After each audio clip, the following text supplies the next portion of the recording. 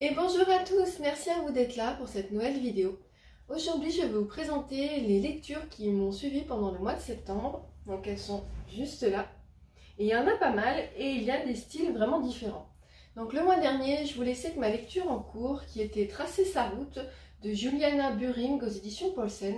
Donc en fait j'ai suivi cette jeune femme à travers ce récit lors de son tour du monde en vélo. Elle a fait donc plus de 30 000 km en 152 jours, établissant ainsi le record du monde du tour du monde en vélo féminin. Et donc en fait on va suivre Juliana qui traverse les continents, qui enchaîne les kilomètres, qui passe de culture en culture. On découvre avec elle les difficultés auxquelles elle peut être confrontée. C'est une femme seule, donc dans certains pays c'est un peu compliqué. Mais elle nous partage aussi ses rencontres, les joies qu'elle a à travers tous ces paysages, toutes ces rencontres. Ça a été vraiment une super lecture, je l'ai lu assez vite, je l'ai vraiment beaucoup aimé. J'ai trouvé que c'était hyper intéressant, ça donne envie de partir à l'aventure. Je ne me lancerai pas dans un tour du monde en vélo, hein, clairement 152 jours en autonomie, je suis pas assez courageuse pour ça. Mais je trouve que voilà, elle renvoie en fait à travers ce qu'elle écrit, elle nous dit que bah, c'est possible en fait, faut pas rester fermé sur ce qu'on nous dit, une femme seule, nanan, ou voilà. Elle dit tout est possible à partir du moment où on a envie. Et j'ai trouvé que c'était vraiment un super livre, j'ai vraiment beaucoup aimé. De toute façon, à chaque fois avec Paulsen, c'est souvent des bonnes lectures parce que comme il parle d'aventure, il parle de montagne, il parle de sport, ça me plaît toujours beaucoup. Donc voilà, très très bonne lecture, je suis vraiment hyper contente de l'avoir lu et de l'avoir acheté et de l'avoir lu surtout. Ensuite, j'ai enchaîné avec Michel Bussy, La fabrique du suspense, dans la collection Secret d'écriture, pour, pour la maison d'édition Le Robert, avec la collaboration des presses de la Cité. Il y a 1 an et demi, j'avais lu Le plaisir de la peur de Frank Tillier dans la même collection, qui a été un vrai coup de cœur. Celui-ci, on n'est pas loin, c'est pas un coup de cœur parce que je pense que j'aime un peu moins les livres de Michel Bussy que ceux de Franck Tillier, tout simplement. Mais il y a quand même pas mal de post-it. Voilà, c'est les seuls livres où je mets des post-it comme ça. En fait, c'est parce que c'est des phrases qui me plaisent, qui m'interpellent. Voilà, c'est là par exemple, dans le dernier que j'avais mis, il parle des différents lecteurs et comment sont perçus les lecteurs. Ils mettent vous n'êtes pas capable d'être touché par Proust, alors vous n'êtes pas capable d'éprouver de vraies émotions, vos goûts trahissent votre médiocrité. En fait, c'est pas ce qu'ils pensent, c'est ce que beaucoup de personnes dans le milieu littéraire élitiste pensent. En fait, si vous n'êtes pas touché par des classiques, c'est que vous n'avez pas de goût. Si vous aimez, je ne sais pas moi, Guillaume Musso, Virginie Grimaldi, vous n'êtes pas des vrais lecteurs. En fait, si, vous êtes des lecteurs, juste on ne lit pas les mêmes choses. Donc voilà, j'ai bien aimé, je trouve qu'il a une approche vraiment très sincère avec l'écriture. Je trouve qu'il considère ses lecteurs avec pas de l'amour, mais voilà, il nous fait bien comprendre que s'il est connu autant, c'est vraiment grâce aux lecteurs, qu'il les remercie tous les jours. Et vraiment, ça a été... Oula, j'en perds un peu aussi. Ça a été hyper intéressant parce qu'il explique aussi sa méthode d'écriture, comment il découpe... En fait, il met un petit peu des points en disant comment bien développer son suspense, comment bien faire un roman à twist, voilà, plein de choses, plein de tips, je pense, pour les écrivains en herbe, ça peut être hyper intéressant. Moi, je lis pas cette collection parce que je veux écrire, je lis cette collection parce que j'aime beaucoup découvrir les coulisses des romans. Et en plus, là, donc, il y a des petits spoilers qui sont à chaque fois signalés par des astérix où il va illustrer un exemple avec un de ses romans. Voilà, pour expliquer un twist, pour expliquer un système de narration. Et voilà, j'ai beaucoup aimé.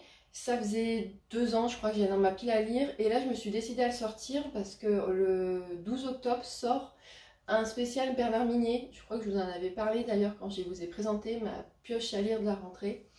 Et du coup, je voulais pas être en retard dans la collection, même si ça se suit pas. Voilà, j'avais envie d'être à jour. Ensuite, donc dans une de mes dernières vidéos, je vous présentais du coup ma pile à lire de la rentrée dont faisait partie le Michel Bussy. Et il y avait aussi dedans Philippe Besson, Les Passants de Lisbonne aux éditions Julliard. Donc c'est pas un des récents de Philippe Besson, je ne me rappelle plus. Il est sorti en janvier 2016, donc voilà, il date un petit peu. Je l'avais acheté à Emmaüs, j'en ai acheté 3 de l'auteur chez Emmaüs. Et je dis mais ça faisait un petit moment, donc je me suis dit ça serait quand même bien que tu les lises. Donc j'ai lu celui-ci en une journée. Les Philippe Besson, très souvent je les lis assez vite parce que c'est des chapitres courts, c'est une lecture assez fluide, assez rapide, et c'est des petits textes. Là par exemple, il fait 191 pages, en sachant qu'il y a quand même pas mal de marge, que la police est assez grosse. Donc en fait, bonjour Batman, je sais pas si vous le voyez, il y a mon petit chou, oh là là. Toi aussi t'as lu Philippe Besson? Non, toujours aussi peu coopératif pour les vidéos. Donc en fait dans celui-ci, on va suivre Mathieu qui est à Lisbonne en vacances et il va rencontrer dans le hall de son hôtel Hélène. Il va être attiré par cette femme parce que ça fait 15 jours qu'il est en vacances et ça fait 15 jours qu'elle est dans le hall de l'immeuble, dans le hall de l'hôtel, pardon, et qu'il la voit assise avec un verre et elle semble ne pas bouger. Et donc un jour, il va prendre son courage à deux mains et il va aller lui parler. Et en fait, ils vont tous les deux partager leur histoire. C'est pas une histoire d'amour, ce sont des histoires d'amour. En fait, Hélène nous parle de son mari, où on le sait dans la 4e de couverture, il est mort suite à un tremblement de terre qui a eu lieu à San Francisco, suivi d'un tsunami. Et lui, en fait, il a perdu son amour parce que du jour au lendemain, la personne avec qui il était n'est pas revenue. En fait, il habitait Paris, il allait souvent à Lisbonne pour voir cette personne, et un jour, il arrive dans l'appartement, c'était vide avec juste un petit mot. Donc ils ont tous les deux perdu leur amour, et c'est comment ils vont, en parlant un peu l'un avec l'autre, comment ils vont réussir à se soigner à travers des balades aussi dans Lisbonne. J'ai beaucoup aimé, j'ai trouvé ça assez touchant, c'est vraiment une belle histoire, même si quand on lit dès le début, on sait que pour un des couples, il n'y a aucun espoir, même si tout le long, j'ai pas pu m'empêcher d'espérer qu'en fait elle ait retrouvé son mari, qu'en fait si elle n'avait pas eu une nouvelle, c'était simplement parce que tous les systèmes de communication c'était compliqué avec le tremblement de terre. Et j'ai eu un espoir tout le long, alors qu'on nous dit très bien qu'elle a perdu son mari, en fait. Voilà. Mais j'ai beaucoup aimé. Je pense que je vais pas faire traîner les deux autres. Je sais même plus quel titre c'est dedans, que j'ai dans la bibliothèque. Mais voilà, c'est toujours un plaisir de retrouver les écrits de Philippe Besson, qui écrit toujours avec justesse, avec émotion, et qui aborde très souvent aussi le sujet de l'homosexualité. Il en est question aussi dans ce livre-là. Je crois que de tous ceux que j'ai lus, à part Ceci n'est pas un fait divers, tous les autres, il est question de l'homosexualité, donc c'est aussi assez intéressant là-dessus. Après, j'ai lu un roman que m'a offert une personne assez particulière, parce qu'il s'agit de l'autrice elle-même, donc Virginie Clatel, qui m'avait offert pour mon anniversaire L'envol d'une étoile ou La Gladiateur, donc publié aux éditions du 123. C'est un livre historique, c'est une sorte de biographie de l'artiste violoniste, j'ai mangé son nom, Ginette Neveu, voilà, j'ai retrouvé. Donc en fait, là dans ce livre, on suit Diane Vidor, donc, qui est un pseudonyme, on va dire, pour représenter un peu cette violoniste. Donc Diane Vidor, au début du livre, elle a 4-5 ans et elle suit les cours que donne sa maman, qui est professeure de violon, à leur domicile à Paris. On est en 1900... Alors, les dates et moi, je revérifie, je ne veux pas dire de bêtises. Donc ça, on est...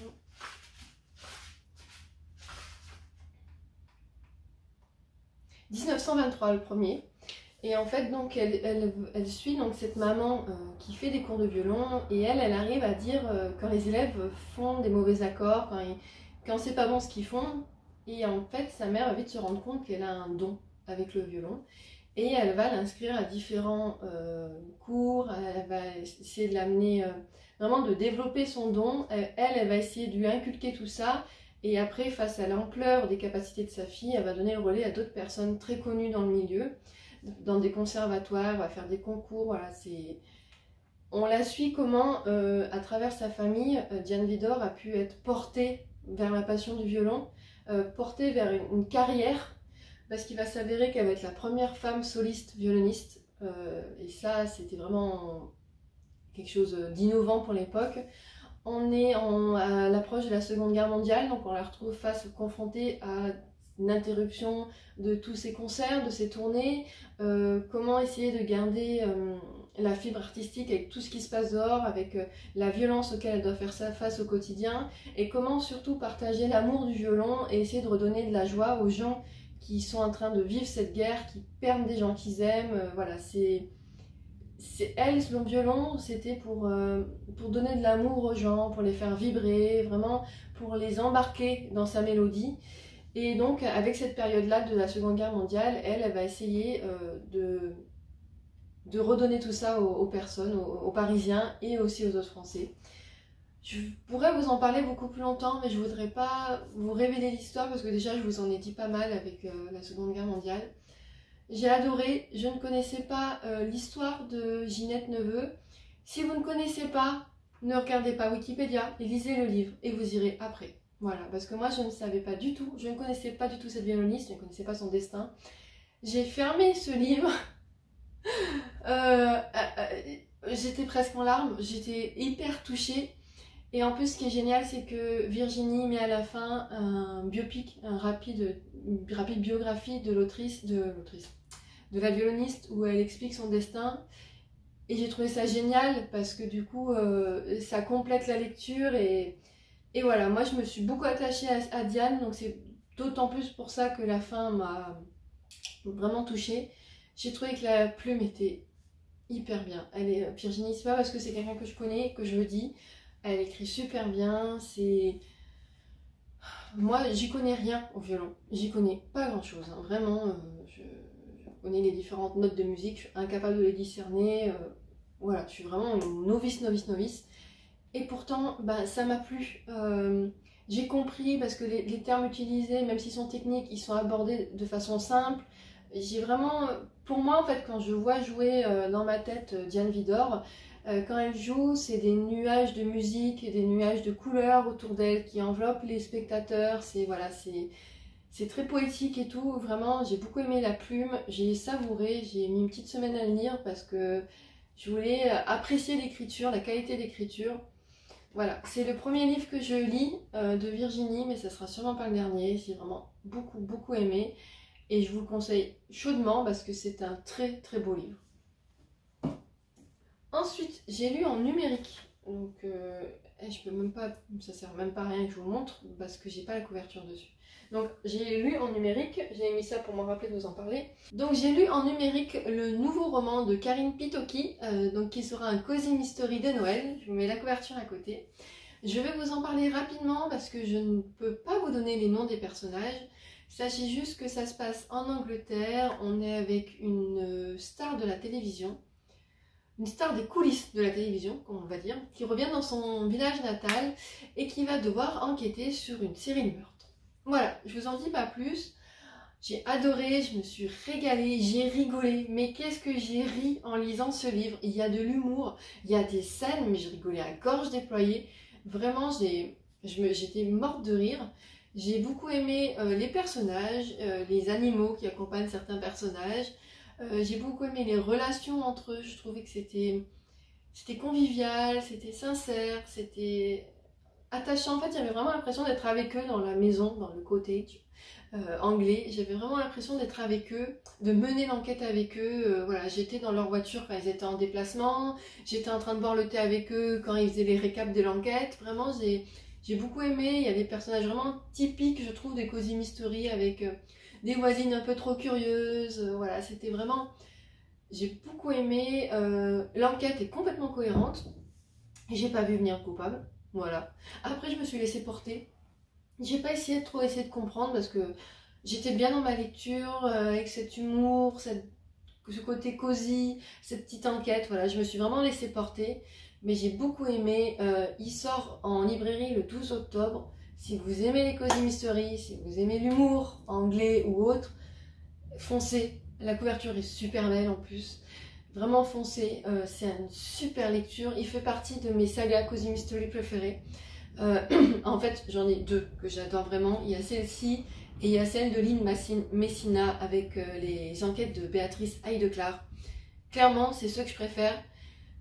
Voilà, c'est tout ce que j'ai à dire. Foncez le lire, il est génial. Maintenant, je vais vous parler de mes deux lectures en cours. Il y a une lecture en cours papier et une lecture en cours audio. Ma lecture en cours papier est 10 âmes pas plus de Ragnar Jonasson aux éditions La Martinière. Ce livre est déjà sorti en poche, voilà, parce qu'il est sorti il y a un petit moment.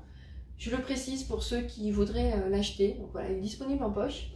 Donc on suit Una, qui est une jeune femme qui vivait à Reykjavik et qui avait beaucoup de mal à joindre les deux bouts, qui est professeure et qui va répondre à une offre d'emploi qui va l'amener à Skalar. Voilà, je confonds le nom du village avec un des personnages. Donc Skalar, qui est l'un des villages les plus reculés d'Islande, qui ne compte que 10 habitants. Voilà, donc on le voit sur la carte. Je sais pas si vous allez voir. Donc là, c'est Reykjavik et Skalar, c'est là. Donc voilà, déjà le personnage principal a traversé tout ça. Donc en fait, elle va travailler pendant 1 an en tant qu'institutrice pour 2 petites filles de 9 et 11 ans.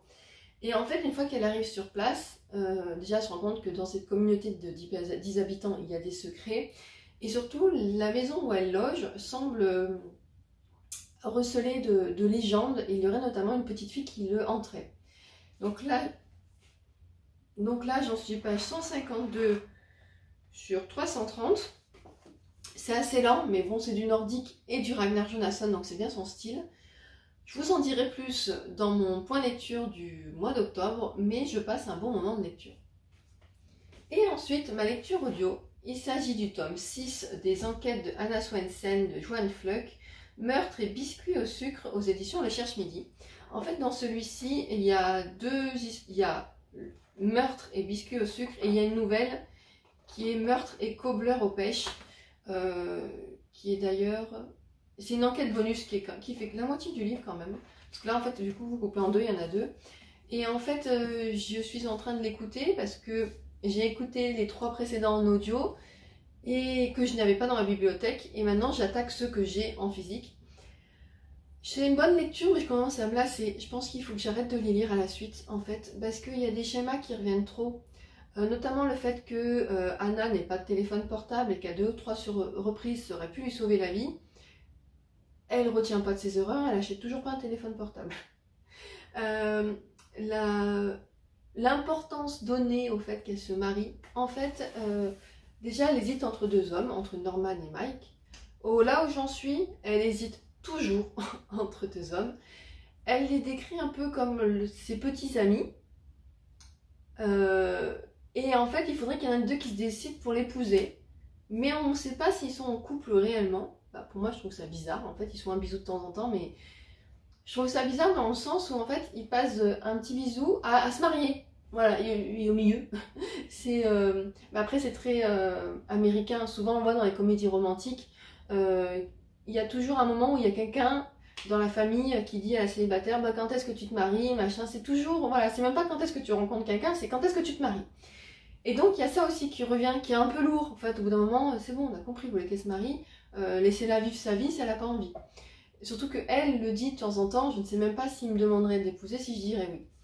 Donc il y a ça. Après, les enquêtes sont bien. Elle n'a pas de bol, à chaque fois elle trouve des cadavres. Les enquêtes sont bien, mais c'est juste ces à côté qui sont un peu redondants là-dessus. Mais voilà, sinon c'est bien, et je pense que je ferai peut-être une petite pause après celui-ci. J'ai le 7 et le 8 dans ma pile à lire. J'attendrai un peu, je pense, je vais faire une coupure avec d'autres livres audio. Parce que là, je suis vraiment au stade où certaines caractéristiques m'agacent. Mais voilà, sinon c'est toujours des bonnes lectures. Et je vous en parlerai du coup dans mon prochain point lecture. Là, il me reste 1 heure d'écoute. Donc je pense que je vais finir rapidement. Donc voilà pour mes lectures du mois. J'avais lu aussi un webtoon, bande dessinée manga. En fait, je sais pas dans quelle catégorie ça rentre. Ça s'appelle Paix à mon âme. Je vous mets la couverture à côté. J'ai plus le nom des auteurs. J'ai pas le livre en ma possession parce que je l'avais emprunté. Et en fait, on va suivre des jeunes filles, des jeunes sorciers qui sont dans une école. Et l'une d'entre elles va disparaître et elle semblerait être dans la forêt qui est juste à côté. Sauf que la forêt est très dangereuse. Elle est maudite. Et c'est comment une de ses camarades dont en fait la personne qui a disparu était sa meilleure amie, va essayer de la retrouver et du coup faire des sortilèges, se mettre un peu en danger pour essayer de la retrouver. C'était une super lecture, j'ai beaucoup aimé les dessins intérieurs qui sont très beaux. Si j'en trouve sur internet, je vous mettrai un peu les photos d'intérieur.